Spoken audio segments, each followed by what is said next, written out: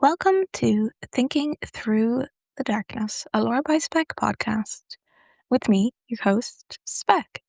This is a podcast where we talk through all of the pre-production that goes into making the theories that you see on the Lore by Spec channel and its associated channels.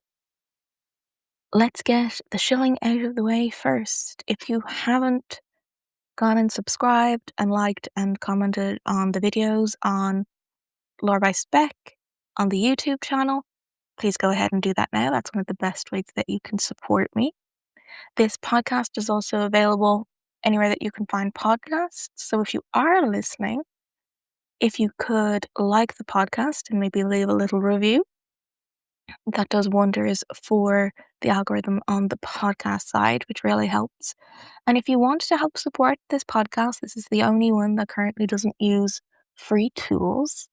And since it's a paid thing, if you have the means to contribute to this, the link for this is in my description for my Ko-Fi. This helps me keep the light on and pay for all of the things that go into making this podcast a quality project.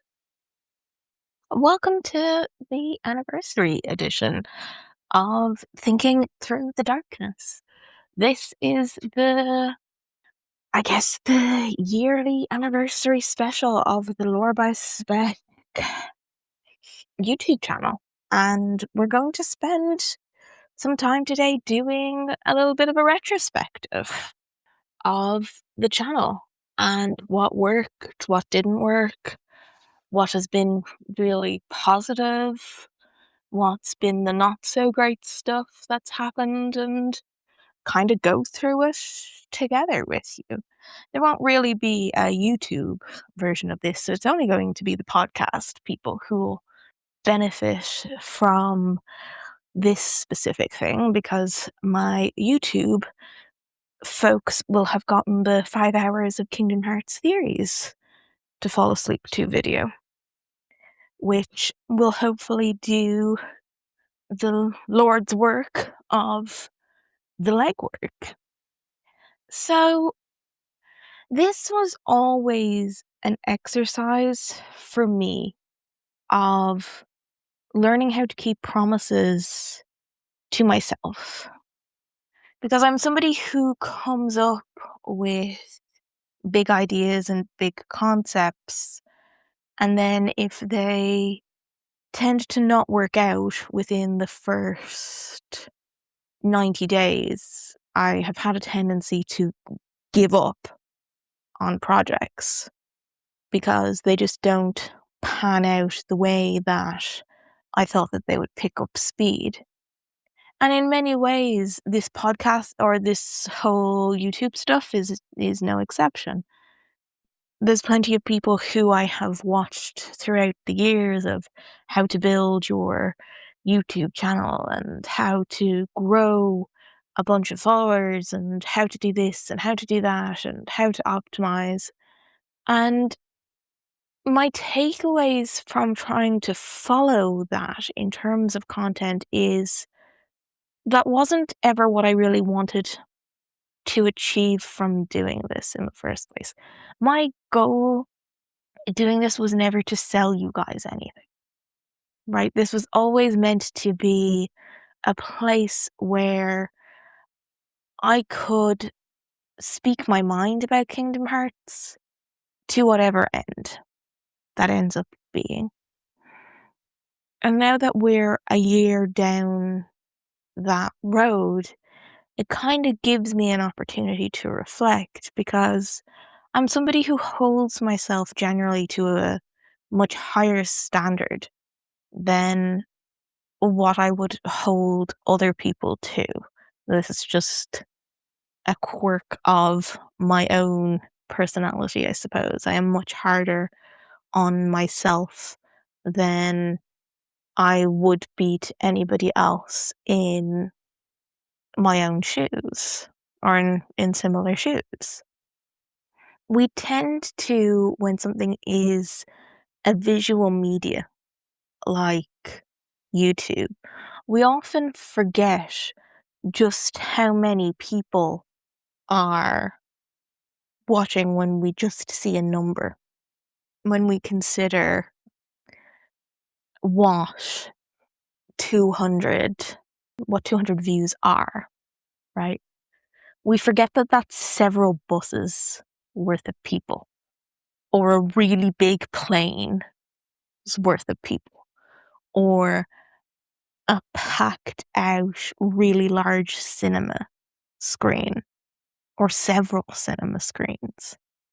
And when you put it into that kind of context, that you once a week have the best part of a cinema's worth of people coming to view your very niche content because you have something to say about a specific video game, that's wild when you sit and think about that. And yet in my own head I'm kind of like, meh, because you do get desensitized to it in a lot of ways, because in my brain I'm comparing myself to the people whose content I watch, right? When they have been doing this a lot longer than me. They've been doing this with more frequency than me, and in general I am comparing my highlight reel. I'm comparing their highlight reel to my infancy and my beginning, and I'm wondering why I'm not there.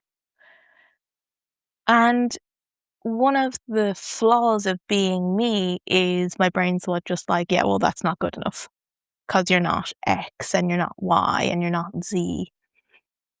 But I also have never tried to be, you know? One of the one of the most common bits of feedback that I get from my theories is that by and large everybody's lovely here, and I'm really proud of that. I'm really proud that everybody here is a nice person.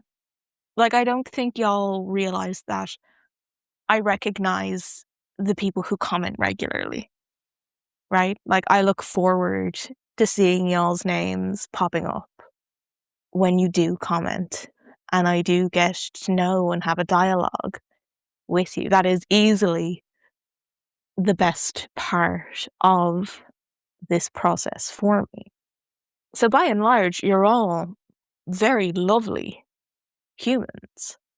And I really appreciate that I am attracting very nice humans to my content, because I don't have time or energy for anything that isn't constructive. And by and large, the people who aren't constructive have kind of seen themselves out the door. You know what I mean? They have found their own way out, and I'm happy to keep it that way. Sometimes I will get comments that are just very clearly negging and very clearly just trying to bait me. And it's not worth my time, and it's not worth my energy. And I've debated a lot internally about whether or not deleting those comments is good for me as a content creator. Because if this continues on and I continue to grow, and not necessarily in an egotistical way, gain some sort of notoriety, but it's the only phrase my brain is coming up with when I want to articulate what I mean. I don't want to ever be accused of silencing people, right? Of, oh, they deleted my comment because they didn't like what I had to say. I'm like, well, were you an ass? You know? Were you an ass? Was it possible what you said could be considered assy? Did you follow the guidelines? Because generally speaking, I'm happy to let people do what they, comment however they feel, whether or not they agree with me or not agree with me or whatever. I mean, that's totally fine. It's something I say repeatedly and will continue to be. I am not the arbiter of all things Kingdom Hearts. This is simply my perspective and me taking time to go through what I think could be interesting things to think further about or talk further about.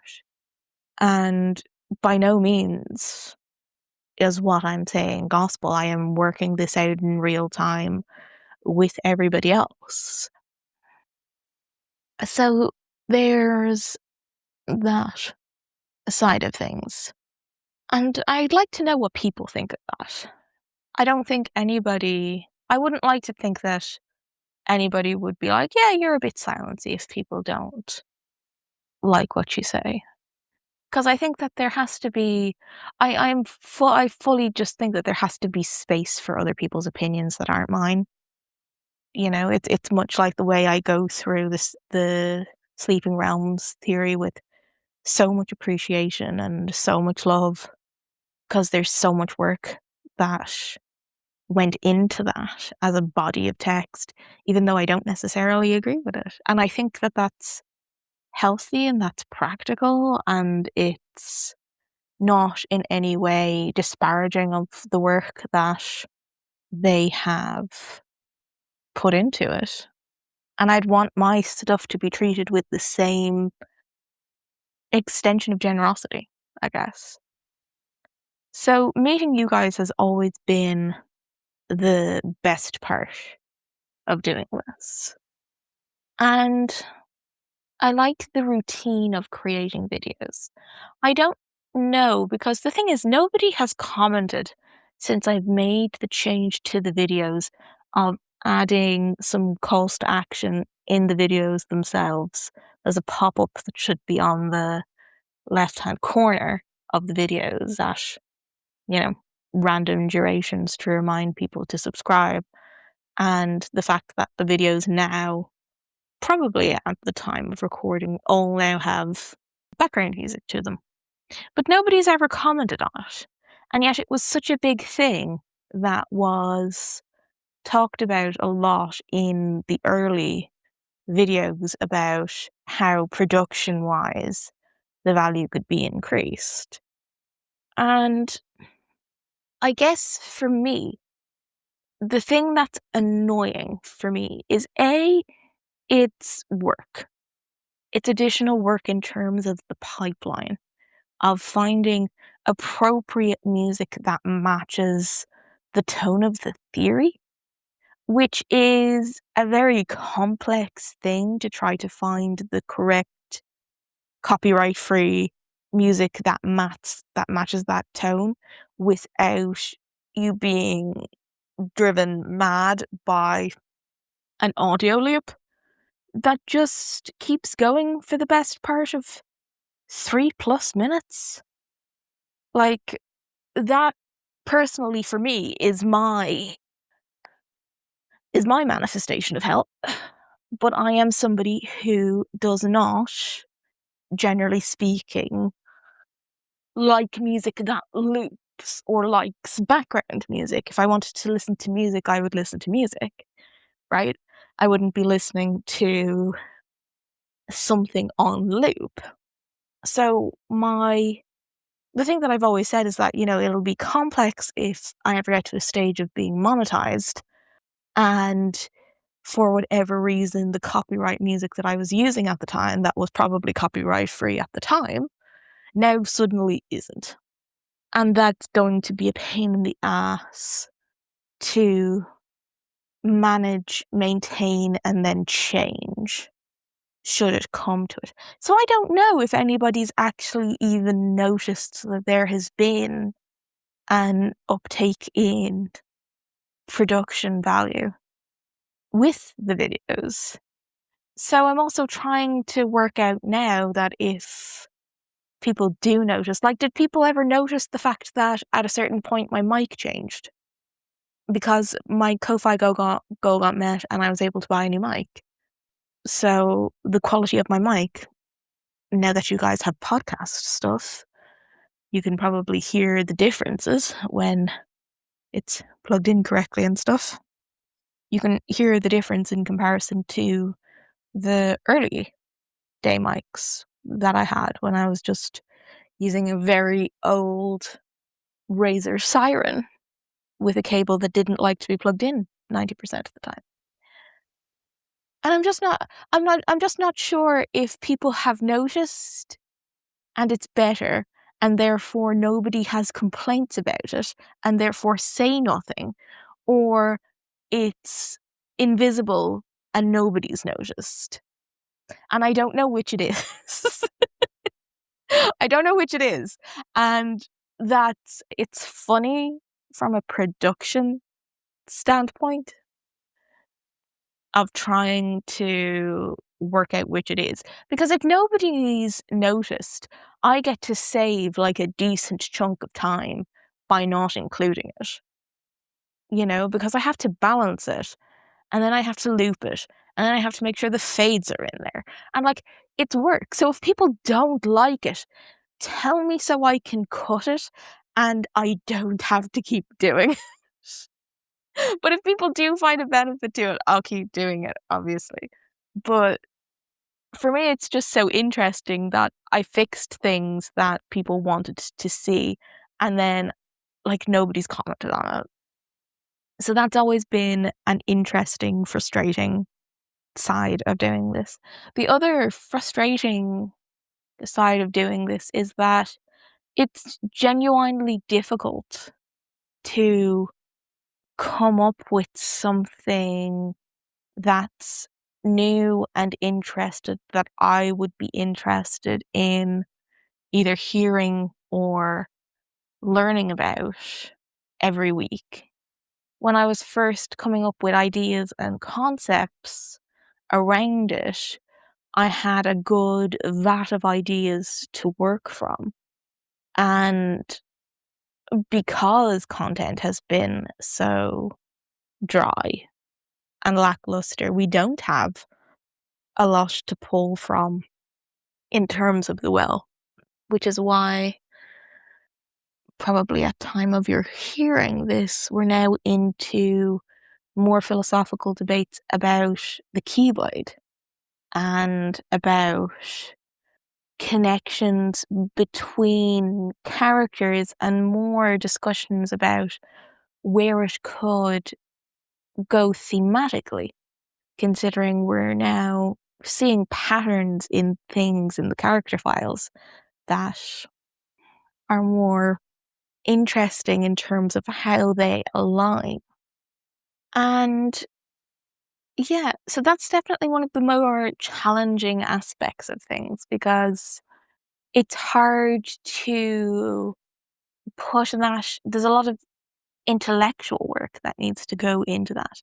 It's not necessarily a case of the putting together of the video or stuff is hard. It's producing it to a caliber that I feel that I could trace it back the way I do in my videos and give supporting evidence rather than it just being because I said so. Because that's nonsense, right? It needs to be founded in something. And for me, I struggle with that because there is only so much that we can work from in terms of content. And I don't necessarily, unless prompted to, like I have been with like Sleeping Realm theories and stuff like that, to go and comment on other people's works or other people's theories, because I don't necessarily think that's fair. I think that's a little bit, I forget the term, but it's where you're going into somebody else's house and being like, hey, I don't like your wallpaper. Like that's what it feels like to me, rather than just being supportive of other creators doing creative things in the same niche. And I'm not the kind of person who ever wants to pull the ladder up with them. There's been a lot of people in my comments, especially from the early days, who were just like, oh, you've really inspired me to make videos. And I'm like, let me know. let me know when you have launched your first video so that I can be in the comments and boosting you. And people have the same fears that I had when I first started, but it's just like, okay, well, who would watch? And I'm like, I don't know. I don't know why anybody would watch this, but y'all are, and I'm grateful. And people, I think, underestimate, as I said in the beginning, the impact of having. So, what? I tend to record these podcasts in batches when I have something to say. So it varies day to day. I don't have like a set day where I sit down and do the podcast stuff. So right now, the real reason Sora couldn't pass his exam, it has 228 views, according to my analytics. And I'm like, that's dead ass like a few cinema screens. That is a big plane. That is several small planes worth of people who've sat down to watch that video. And 16 people have commented. Like, that's huge. Like, clearly people are looking and want to participate in this kind of stuff, in this kind of environment where it's a safe and respectful place to think these things through and to connect these dots and encourage intellectualism and critical thinking and literacy skills and all the things that I advocate for in this channel, because I will always be a video game person, but I am always going to be pro education, pro literacy, pro analysis, pro not taking everything at face value. You know, I encourage people to look through deeply, to care. I think that that's my unique selling point, is that in here there's not going to be anything as silly as a stupid question. If you're here because you're interested in what someone has to say. You're here because you want to learn more. You're here because you want to look at things from a different perspective. And those are all the things that I value, because ultimately you can take all of that information and have it inform what you want to turn up as in your own lives and how it all aligns with your values. And that's always what I've wanted this to be, because video game analysis, literary analysis, is often a very safe place to deconstruct a lot of those things. It's a very safe test bed for ideas and concepts and thoughts that otherwise just might not have a safe space to land otherwise. Like, I, in a previous podcast, talked about this notion of Terra being a good warning for the dangers of the manosphere, or any sort of hierarchy that doesn't empower you, where you're being plummosed into a certain way of thinking, certain line of rationale. And I wasn't expecting that to be as well receptive or well received as I thought it would. But people were like, yeah, I mean, you have a point. There's a lot of, you know, Terra got red pilled, essentially, for a lot of Birth by Sleep, because Master Xehanort was just, telling him that he was the best you know, that there ever was, and, lots of manipulation happening here. And how can we apply that to inherently to the systems in our life that benefit from us being not our best selves, not our most clear-eyed versions? who benefits ultimately from our rage, who benefits ultimately from us being out of control, of labeling any sort of body, be it female, male, you know, be it patriarchy, be it fascism, be it whatever, right? Who benefits from those ideologies? Who benefits from skewed perspectives, right? A lot of the red pill content is about men getting other men angry about what they do or do not have, and focusing a lot of that rage on women, when by and large, and this is true for most things in the world, the only sphere of control you have in your life is within yourself.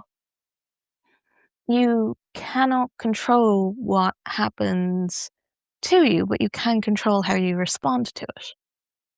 So who benefits ultimately if you're listening to, you know, somebody who doesn't talk about the benefits of people working through their differences and challenging things like loneliness and rage and class distances and social disparities? Who benefits from that activation in you? And what are they trying to get you to feel? Which is ultimately what I'm trying to teach in terms of, in a very safe lens of looking at Kingdom Hearts, where we can look at Terra's effect, or we can look at Xehanort's effect on Terra and go, what was Xehanort's objective here? What was Xehanort banking on Terra doing if he continued to activate Terra's rage, if he continued to activate Terra's darkness? What was the benefit of that for Xehanort? And then looking about how that applies or can apply in our own lives. Think of news cycles, think of your social media feed. Isn't it always the most kind of startling headlines and startling news stories that grab your attention? And what is that designed to do for you? What is it trying to tell you? What is it trying to push? And do you have any evidence for that in your own lives? And does it apply to you? And if you can take those steps down logically, I just think you'll become so much more immune to the nonsense that is out there, to people trying to hijack how you're meant to feel and what you should do and how you should try and treat people, when fundamentally there's only really one thing that's true, which is at the end of the day, we're all going to die. That's the only real constant that we have. Life sucks and we're all going to die. That's pretty much the only two constants.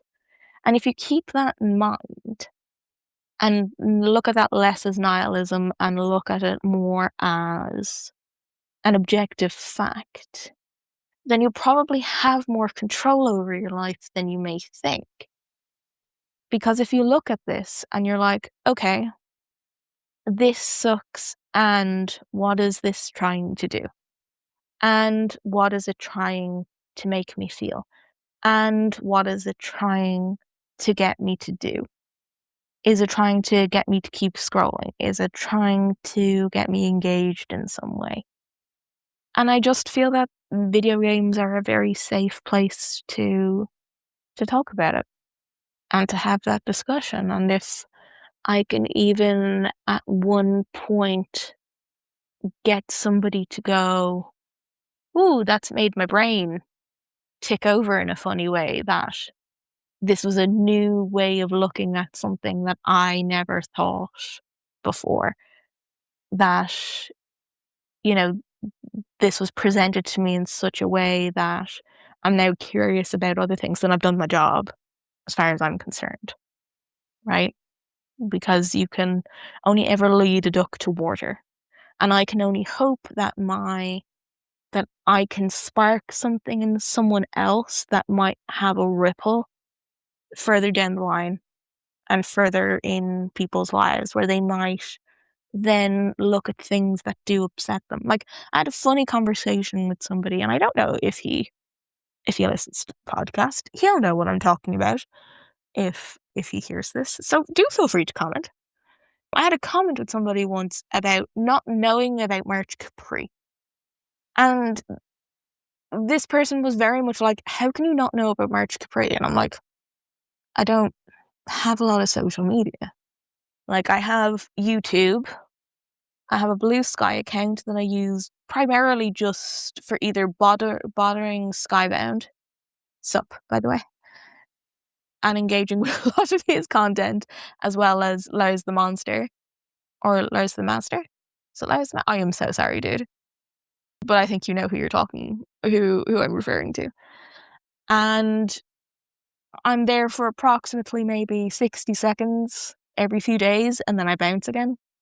And I have an Instagram that is my private one that I use for talking to a single friend that I have in America who doesn't use any other means of communication. That I will go periods of my life of forgetting that exists. So I don't like, I don't have social media because I know how that makes me feel, right?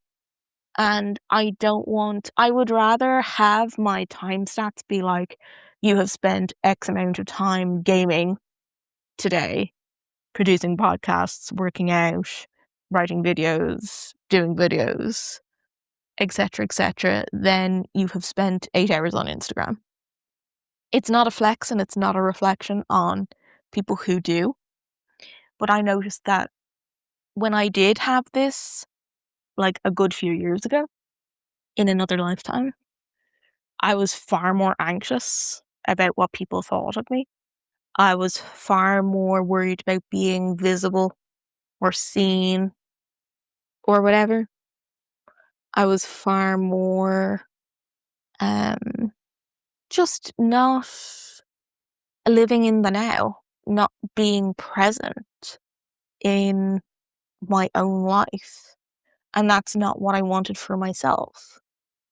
I would much rather spend time creating, learning, or playing than I would doing scrolling on social media. And this is coming from somebody who had a fairly hefty, like, TikTok hours put into TikTok alone. And I was just like, I just don't want this for the rest of my life. I'm not gaining anything from it. I'm not learning anything particularly from it. And it doesn't necessarily matter how much you curate your feeds into things that are leaning towards healing or education or philosophy, theology, psychology. Look at what people are building with AI tools or the whole business side of things. So it doesn't necessarily matter how good you curate your feed to being something that is meant to be positive for you. I couldn't tell you now how much I have learned or benefited from that time in my life, even when I was objectively trying to use those tools for good things, if I ultimately wasn't going to absorb anything from it. And that's just how I have transitioned away from traditional social media into something more authentic for myself, I guess. Let's see, what else about this journey has been surprising? I mean, we've talked about how it is trying to come up with new content that I would be happy to deliver. It's also been difficult to come up with stuff that is the length that people want me to produce at, which is something that I have found really interesting, which I've always hoped that this podcast would supplement in terms of people's requests for me to do longer series and longer videos. But an interesting thread appeared anytime I did try to produce something that was over the 15-minute mark or whatever, is that there would be a huge drop off. So as much as there were very vocal sided people who were like, we want more lengthy content, that lengthy content didn't do well when I did produce. And for me, I'm not a huge fan of videos that don't have a point to them and are long for the sake of them being long. And I fear I will never be that content creator, right? Who just produces long videos for the sake of producing long videos. Mainly because my thought process, as anybody who is hearing this podcast knows, it is wobbly and windy and goes on forever, and sometimes I reiterate points several times because this is just how I naturally process my thoughts before I then look at this and go, how do you make this into a script? Like how would this make sense to people in terms of a theory? Which is why I've always approached the podcast specifically as being as if I am having a conversation with somebody very patient who is currently just sitting there nodding at me as I'm talking through a problem. I consider this my rubber ducking session for anybody who's into programming at all. This podcast is just me rubber ducking my theories until something plausible might appear from the kernels that exist within my ramblings. But pulling those threads together often mean, in order for them to be clearly understood, they also need to be in many ways concise. And I understand that brevity isn't necessarily what people enjoy, but it is a necessity of the craft, because otherwise you just get this. You'll just get this until I decide to stop. And I don't think anybody would want me to just do this in terms of forming a theory and not actually get to the end of what I was trying to say, because that feels weird and anticlimactic, and I don't think anybody would like that, even though it might be the 40 or 50 minutes that you all might want to hear. I don't actually think that it would work. I know for a fact it's something that I would not enjoy. I'd be sitting there by like a few minutes in being like, can you get to the point, please? But that's just me. I guess I want my information, my connection to whatever I'm talking about, and then I can get on with things. That's just how I process things. But this would be good information for me to know. What exactly, and I did ask this in the community post, and not many people got back to me about it, but maybe you podcast people will be a bit more receptive. What is it? If you were one of those people at the beginning who was advocating for me to do longer videos and petitioned me to do longer videos, and you are still here now, a year later, what exactly is it about a longer format that you would want me to do? Or is this podcast doing a lot of that heavy listing for you in terms of what you wanted to hear.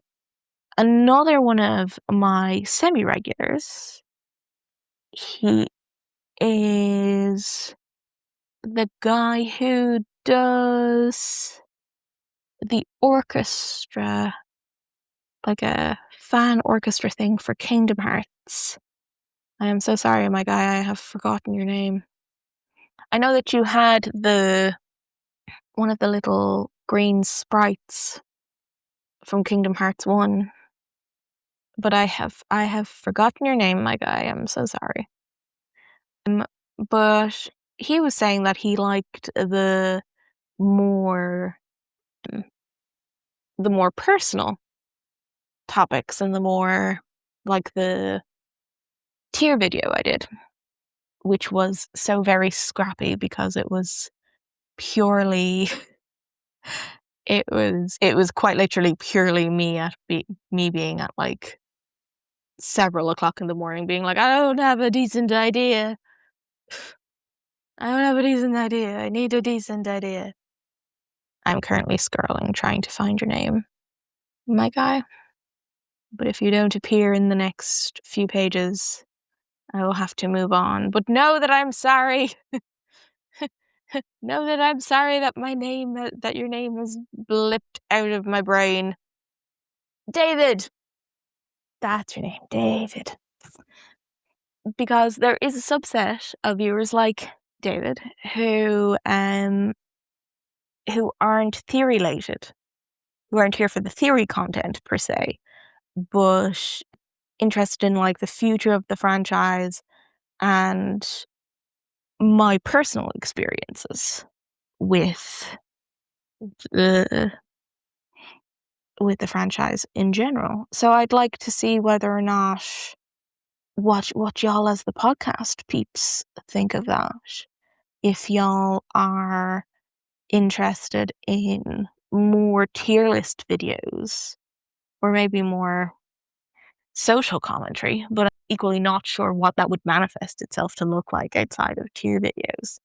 Maybe in terms of like what characters I like the best and going into deep dives in that regards as to who I like and why, and them not being so scripted or lore based, them being more kind of fluid like that tier list video was. So if that's the kind of content that you're interested in too, please let me know. I'm completely open to any and all feedback. But I think that that's where we will end it for this anniversary podcast, where I have let you in behind the scenes a little bit. I hope you enjoyed it. Do let me know if you did down in the comments below. If there's anything in particular that you think might be interesting to see from the year to come. And if there's anything else that you would especially like to see, because we are getting to the first stage of monetization soon, which is it's interesting as a concept that we could potentially get there by the year's anniversary, because it could happen.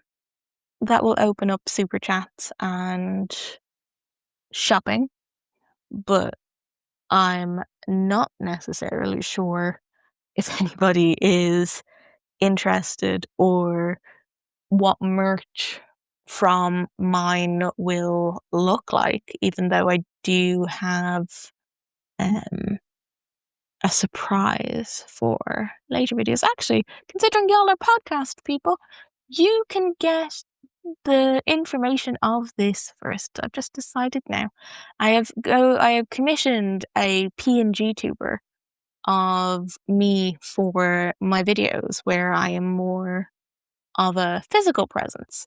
Think kind of like what RT Game does with his stuff, or kind of like, I don't know if anybody watches Blake Jennings, but his co-host Luis has a little sock puppet that opens and closes his mouth, because I'm not interested in a face reveal at any stage, because I don't care.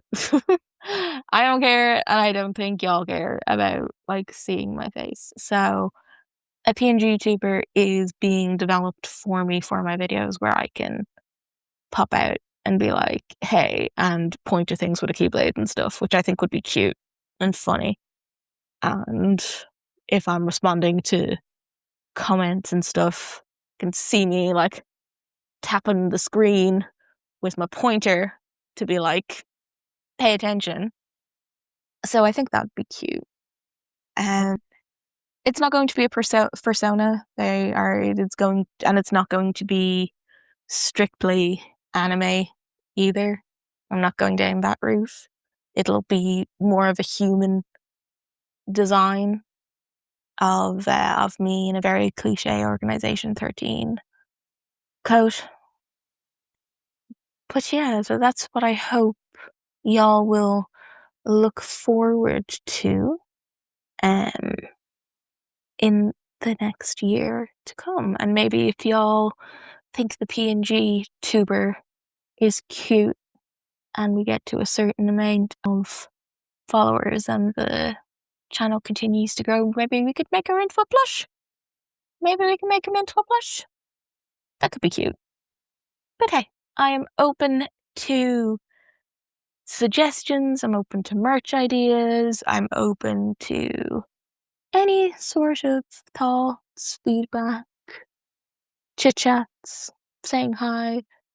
I really love it when y'all arrive in and send like emojis in the comments to be like, hey, we're here.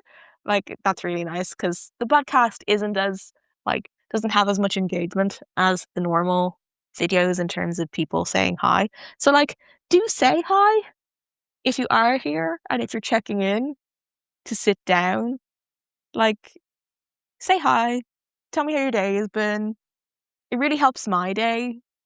I don't mean that in just sort of a cliche trying to farm engagement kind of way. I mean that in a genuine, like, it's nice to know that I'm not talking to a wall. And I will always send you emojis back. Because I do like to try to get back to everybody within reason. So yeah, so don't feel like anybody who is listening to this that you feel obligated, but popping in to say hi and even just waving emojis. There is somebody who is currently on a spree of listening to and I just see the occasional pop-up of a heart emoji with a waving emoji, and I'm like, hi, hi, you're back, hi. And and that really makes my day better, you know? So yeah, that is where we will leave it. This has been Thinking Through the Darkness, a Lore by Spec production with me, Spec. Thank you so much for listening. I really appreciate you taking the time to hang out with me today. Just as a reminder, don't forget, if you haven't followed the Lore by Spec YouTube channel, go ahead and subscribe. It's free there. If you haven't taken the time to review the podcast or dropped a like and a comment, those really help too. And if you ever feel inclined to help me keep the lights on over here, head to Ko-Fi, which is in my description, to help support the podcast. Once again, thank you all so very much for listening, and I will see you all next time.